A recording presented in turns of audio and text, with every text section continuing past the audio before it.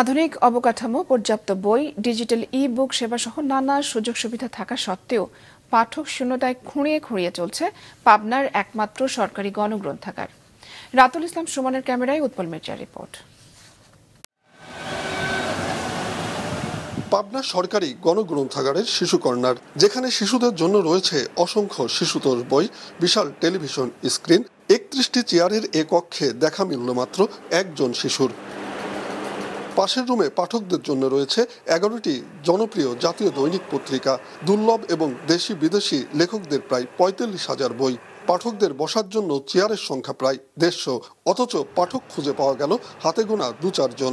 এমন বাস্তবতা কেন, এ প্রশ্নে তারা জানালেন আশপাশের দুর্গন্ধময় পরিবেশ এবং অবস্থানগত কারণে মূলত পাঠক এখানে আসেন না। তো এটা শহর থেকে অনেক আউটসাইডে আছে, এজন্যই পাঠক মূলত এই জায়গাটা চিনতে পারে না। এই লাইব্রেরিটা লোকজন না হওয়ার আরও একটি কারণ আছে, সেটা হচ্ছে লাইব্রেরির পাশ দিয়ে একটা ড্রেন চলে গিয়েছে। সেই ড্রেনের ময়লা পানি দূষিত দুর্গন্ধে এই লাইব্রেরিতে লোক আসতে পারে। পাবনায় যে এমন একটি সমৃদ্ধ লাইব্রেরি রয়েছে তাও জানেন না অনেক শিক্ষার্থী সহ স্থানীয়রা। আমরা বিজ্ঞান ও প্রযুক্তিতে পড়াশোনা করি সবাই, কিন্তু আমরা চিনি না কেউ অনেকে। এটার অবস্থানটা যদি আমাদের ভার্সিটির পাশে বা এরকম কোনো জায়গায় নেওয়া হয় তাহলে আমার মনে হয় এখানে পাঠক আরও বাড়বে। আমাদের এখানে যে এত সুন্দর একটা লাইব্রেরি আছে সেটা আমরা জানতাম না। তাদের অভিযোগ, শহর থেকে লাইব্রেরিটির দূরত্ব প্রায় ৩ কিলোমিটার, যেখানে আশেপাশে সেরকম কোনো লোকালয় বা শিক্ষা প্রতিষ্ঠান নেই। পাশে মহাসড়ক থাকলেও গাছ গাছালিতে ঢেকে থাকায় দেখা যায় না অবকাঠামো। এই যে প্লেসটা যদি আর একটু ভালো জায়গায় হয়তো আরো পাঠক বাড়তে পারতো। একদম সাইডে তো, শহরে একদম বাইরে হয়ে গেছে। এটা সবুজ সমৃদ্ধ যে বাতাসটা আমরা যে গ্রহণ করতে পারি সেটা কিন্তু পারি না এই নর্দমার জন্য।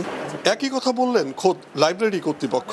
পাঠক স্বল্পতার প্রধান কারণ আমি ধরে নিচ্ছি যে আমাদের অবস্থানগত লোকেশনগত সমস্যা। গ্রন্থাগারের মোটামুটি ২-১ কিলোমিটার বা ২-৫ কিলোমিটারের মধ্যে আসলে কোনো শিক্ষা প্রতিষ্ঠান, কোনো আবাসিক এলাকা বলেন বা মানুষের জনসমাগমের কোনো আসলে চিহ্ন নাই।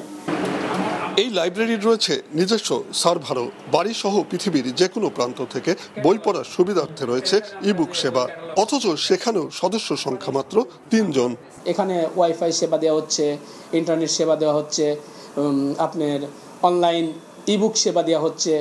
জেলা প্রশাসক এর সংকটের জন্য মোবাইল আসক্তিকে দায়ী করে লাইব্রেরিটির উন্নয়নে প্রতিশ্রুতি দেন। স্টুডেন্টদের হাতে মোবাইল চলে আসছে এবং এটা আইসিটির আর একটা নেতিবাচক দিক আমি বলবো, যে এটা আমরা কন্ট্রোল করতে পারি। এই মোবাইল আসক্তি কিন্তু অনেক কিছু থেকে, ভালো কাজ থেকে ছেলে মেয়েদেরকে দূরে রাখছে। সব শ্রেণী পেশার মানুষ যাতে এখানে এসে বই পড়ে আনন্দ পায় এবং জ্ঞান অর্জন করতে পারে, সেটা আমরা নিশ্চিত করা যায়। ১৯৮৫ সালে লাইব্রেরিটি প্রতিষ্ঠিত হলেও নিজস্ব ভবনে স্থানান্তরিত হয় ২০১১ সালে।